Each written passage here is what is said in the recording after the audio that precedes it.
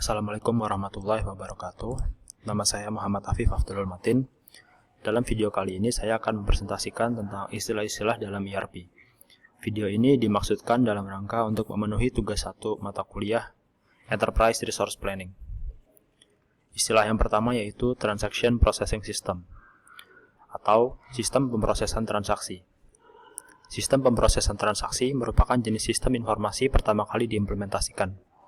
Fokus utama sistem ini adalah pada data transaksi yang digunakan untuk menghimpun, menyimpan, dan memproses data transaksi, serta kadangkala mengendalikan keputusan yang merupakan bagian dari transaksi. Ini menurut Kadir A pada bukunya yang dirilis tahun 2014. Kemudian ini ada gambar 1 yang merupakan diagram aliran informasi pada sistem pemrosesan transaksi.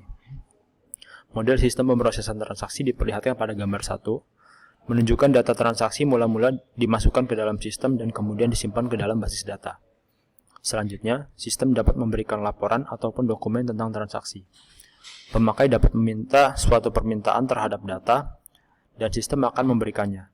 Pemakai juga dapat mengembalikan data atau mendownload, ataupun meletakkan data atau mengupload ke dalam basis data.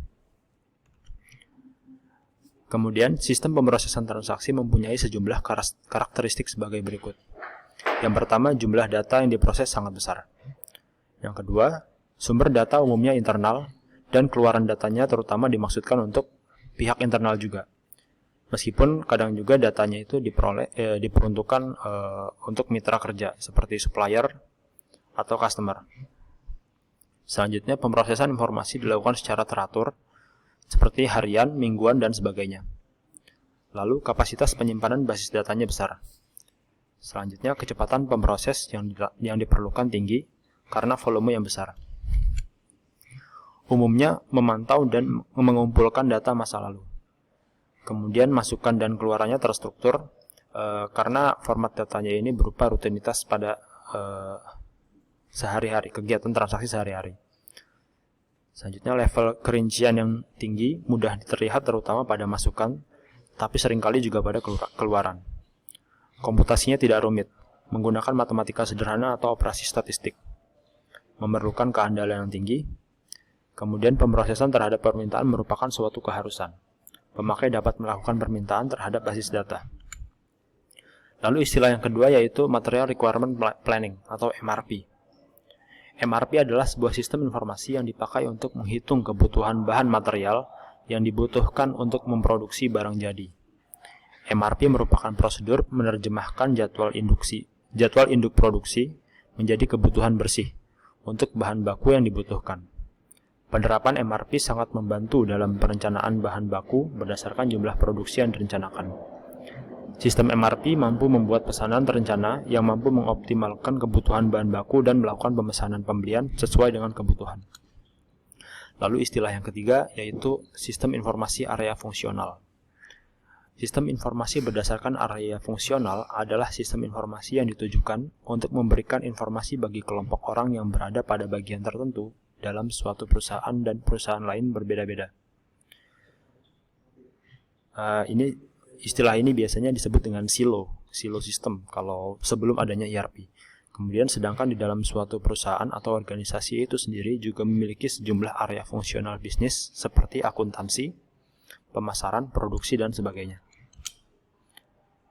Dalam jurnal referensi yang saya berikan, saya mengambil contoh sistem informasi akuntansi pembelian.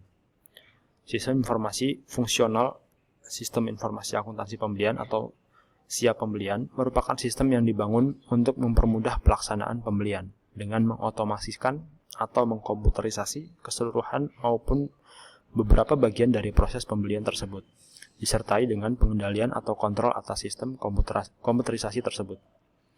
Proses pembelian setiap jenis perusahaan hampir serupa karena meliputi beberapa atau seluruh kegiatan berikut ini. Yang pertama yaitu konsultasi dengan supplier yang diadakan sebelum pembelian berlangsung.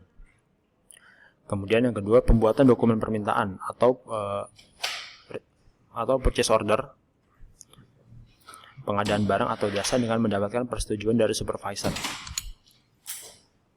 Selanjutnya, mengadakan perjanjian dengan supplier untuk pembelian barang atau jasa di masa yang akan datang.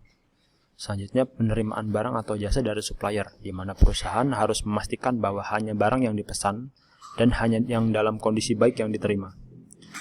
Kemudian, pengakuan kewajiban atas barang dan jasa yang diterima dari supplier yang akan dicatat oleh Departemen Hutang pada saat tagihan diterima dari supplier. Kemudian, pemilihan invoice yang akan dibayar. Selanjutnya, penulisan, penandatanganan, dan pengiriman cek kepada supplier. Lalu istilah yang terakhir yaitu Electronic Data Interchange. EDI adalah perpindahan informasi secara elektronik antara pembeli dan penjual dengan tujuan memfasilitasi transaksi bisnis untuk meningkatkan kinerja pengiriman, dan dengan demikian meningkatkan pelanggan. Ini mewakili aplikasi yang kuat dari teknologi komunikasi komputer. Nilainya mencakup manfaat seperti pengurangan dokumen, penghapusan overhead entry data, peningkatan akurasi, penerimaan informasi tepat waktu, arus kas yang dipercepat, dan berkurangnya persediaan.